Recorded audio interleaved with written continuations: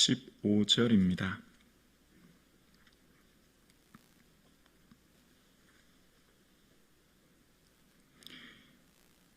요한계시록 20장 11절에서 마지막 절까지 말씀을 함께 고백드리겠습니다. 또 내가 크고 흰 보좌와 그 위에 앉으신 이를 보니 땅과 하늘이 그 앞에서 피하여 간데 없더라. 또 내가 보니 죽은 자들이 큰 자나 작은 자나 그 보좌 앞에 서 있는데 책들이 펴 있고 또 다른 책이 펴졌으니 곧 생명책이라.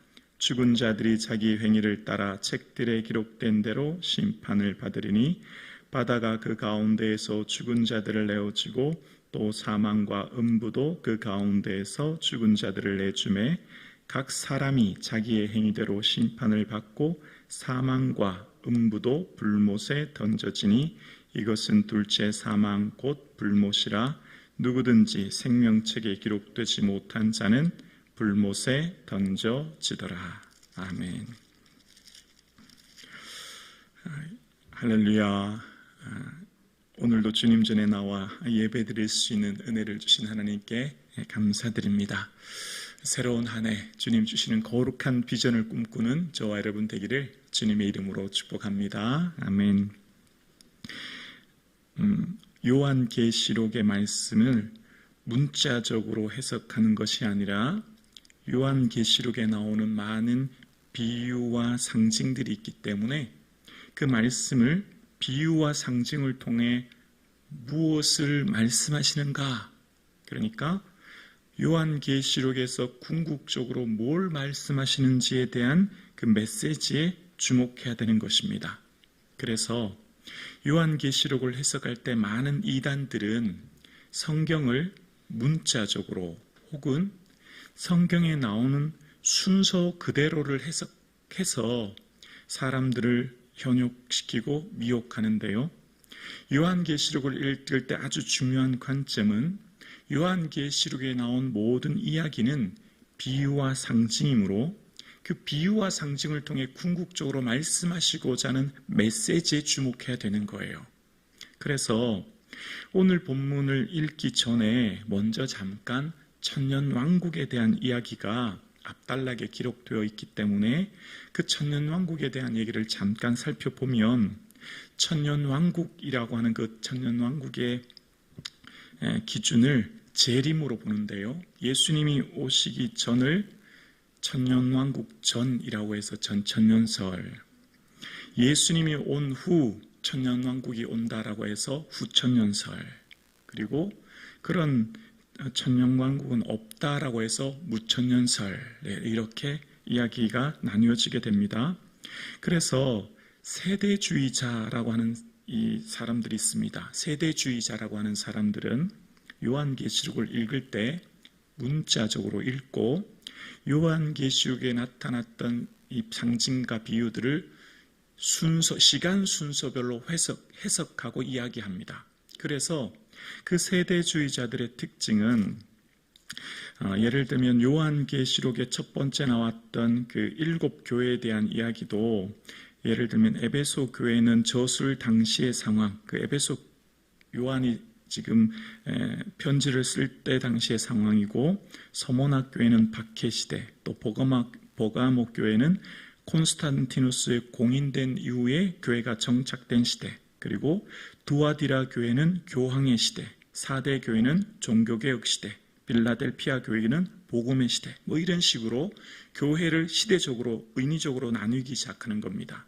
그리고 오늘 이 앞단락에 있었던 천년왕국에 대한 이야기도 이 세대주의자들은 이 천년왕국을 어떻게 해석하냐면, 이 앞단락에 바벨론이 멸망하지 않습니까? 그러니까 바벨론의 멸망은 로마의 멸망을 말하는 것인데요. 그 바벨론이 멸망한 후에 이 19장 10절 이하에 보면 하늘에서 백마탄 자가 내려옵니다. 예수님의 재림을 말하는 것이죠. 그 예수님의 재림 다음에 오늘 본문 앞단락인 20장의 천년왕국에 대한, 천년 동안 천사가 그 옛뱀 용을 결박한다라고 얘기가 나와요. 예수님의 재림 다음에 천년 동안 옛뱀을 결박한다라고 얘기하니까 전천년설이다. 예수님 재림하신 후에 반드시 1000년 동안 사단을 결박하는 일이 있다라고 해서 전천년설을 주장해요.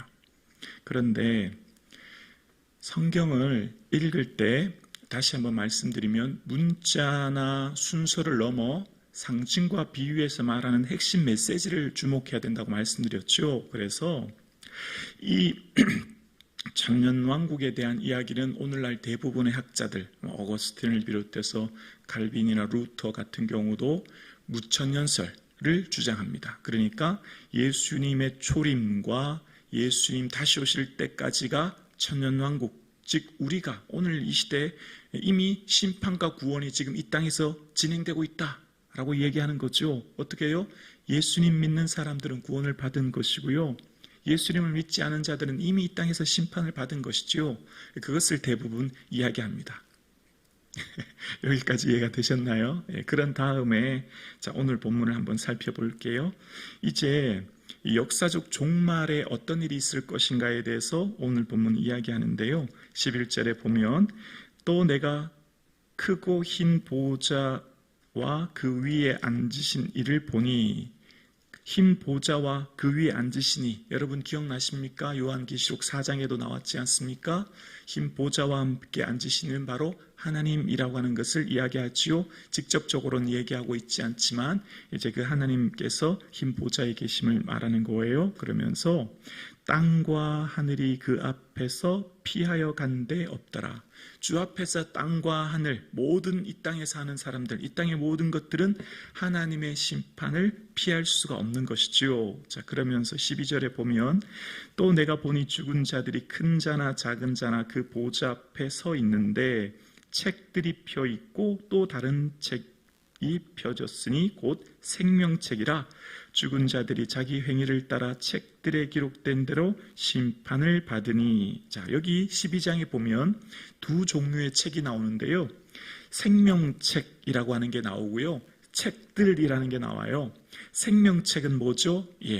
바로 구원받은 사람들의 이름이 기록된 생명책이 있고, 책들은 구원받지 못한 심판받은 사람들, 그래서 지휘고하를 막론하고 그 사람들의 행한 대로의 삶이 이 책들에 기록되어 있다라고 이야기하고, 그 책들에 기록된 사람들은 그 행위대로 심판을 받는다는 겁니다. 13절에 바다가 그 가운데에서 죽은 자들을 내어주고 또 사망과 음부도 그 가운데서 죄송합니다. 죽은 자들을 내주매 각 사람이 자기의 행위대로 심판을 받고, 책들에 기록된 사람들은 죽은 자들인데 그 사람들은 행위에 따라 심판을 받는다는 거예요. 그리고 14절에 보면 사망과 음부도 불못에 던져지니 이것은 둘째 사망 곧 불못이라. 자, 여기 보면 둘째 사망이 뭐라고 나오고 있죠? 불못에 대해서 나옵니다. 자, 그럼 불못은 어떤 자들이 들어가는 곳인가? 라고 하는 것을 이 앞단락을 위해 잠깐 살펴보면 19장 20절에 불못에 들어가는 자들에 대한 기록이 나와요. 짐승이 잡히고 그 앞에서 표적을 행하던 거짓 선지자들도 함께 잡혔으니 이는 짐승의 표를 받고 그 우상에게 경배하던 자들을 표적으로 미혹하던 자라. 이 둘이 산채로 유황불 붙는 못에 던져지고, 불못 유황불에 던져진다는 거예요. 짐승이 잡히게 된다는 것이죠. 이 스스로가 신이다 라고 했던 그 황제, 스스로가 자신을 높였던 그 황제를 비롯해서 그를 추종했던 많은 거짓 선지자들, 그리고 짐승의 표를 받았던 사람들, 여러분 지난 시간 기억나시죠?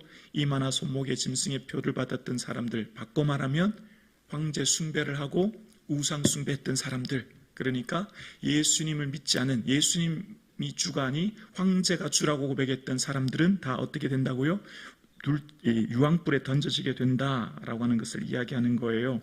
그리고 또 거기에 던져지는 것들이 무엇이냐면 20장 10절에도 나옵니다. 20장 10절에 보면 또 그들을 미혹하는 마귀가 불과 유황못에 던져지니 거기는 짐승과 거짓 선지자들도 있어 세세토록 밤낮 괴로움을 받으리라. 누가 거기 던져진다고요? 마귀, 그리고 마귀가 이 불과 유황물에 던져지고 짐승과 거짓 선지자들, 그 스스로를 신이라고 얘기하는 자들과 그를 추종하는 많은 사람들은 곳에 던져져서 영원한 고통을 받는다는 거예요. 자, 그러면 구원 얻는 무리들의 삶은 어떤가에 대해서 보면 여러분 성경을 한번 보세요.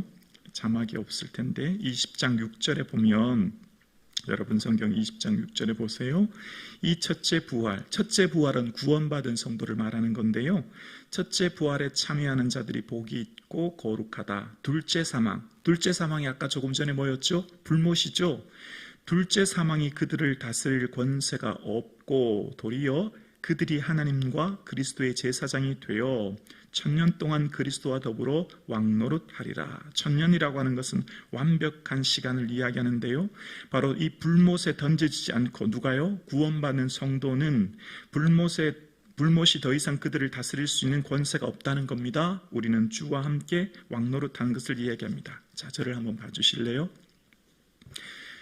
이제 요한이 마지막을 향해 궁극적으로 역사의 종말에 대해서 이야기하면서 마지막 날 모든 사람들은 다 하나님 앞에 서게 되고 그 하나님 앞에 섰을 때에 구원 얻는 성도들, 생명책이 기록된 성도들은, 구원 얻는 성도들은 불못이 더 이상 그들을 괴롭히지 못하는 영광 가운데 거하고, 반면 구원받지 못한 사람들은, 그 책들에 기록된 사람들은 그 행위대로 심판을 받게 되어 그들은 어떻게 되냐면 불못에 던져진다라고 이야기하는 겁니다. 그래서 오늘 요한이 마지막에 이야기하고 있는 이 불못은 14절에 보면 사망과 음부도 불못에 던져지니 라는 표현이 나옵니다. 고린도전서 15장 자막 한번 보여주실래요? 맨 나중에 멸망받을 원수는 사망이라 라고 이야기합니다. 사망과 음부는 죽은 자들이 거하는 공간인데요, 그것도 마지막에 불못에 던져진다는 것이죠. 그러니까 마지막 결론적으로 얘기하면 예수님을 주로 고백하고 구원하는 성도들은 생명책이 기록되어 주와 함께 영광 가운데 거하지만, 반면 예수님을 주로 고백하지 않고 황제를 따르고 우상숭배하고 이 땅의 가치를 쫓는 자들은 결국 불못에 던져져서 영원한 고통을 받는다. 이게 오늘 본문의 핵심이에요. 그래서 오늘 본문을 통해 깊이 묵상하면 이 예수 믿는 것이 얼마나 중요한가, 예수님을 내 삶의 주로 고백하는 것이 얼마나 기쁘고 영광스러운 일인가. 반대로 말하면 지금 하루속히 주 믿지 않은 자들에게는 복음을 전해야 된다라고 하는 그 시급성을 깨닫게 되는 것이죠. 왜냐하면 마지막 종말을 이미 이곳에서 보고 있기 때문이에요. 마지막에 있을 그 영원한 심판이 있다는 것을 지금 우리는 이미 말씀을 통해 깨닫기 때문이지요. 그래서 우리 가운데 있는 구원의 감격, 구원의 기쁨이 얼마나 크고 놀라운 것이고, 이것을 통해 감사하고 기뻐하는 삶을 살아야 될 것이고, 비록 현재의 삶에 어떤 고난과 어려움이 있어도 예수 믿는 믿음만은 결코 포기해서는 안 된다 라고 하는 것을 얘기합니다. 그리고 우리의 삶 가운데 예수님을 믿지 않은 자들, 가까운 친척, 친구, 이웃들에게 주를 복음을 전할 수 있는 그 믿음이 저와 여러분에게 있기를 주님의 이름으로 축원합니다. 오늘 예수 믿는 것이 우리에게 얼마나 복된 것임을, 우리에게 예수 믿는 것이 얼마나 존귀하고 귀한 것임을, 또한 예수님이 우리에게 얼마나 크고 귀한 보배이심을 기억하는 이 아침 되기를 주님의 이름으로 축원합니다.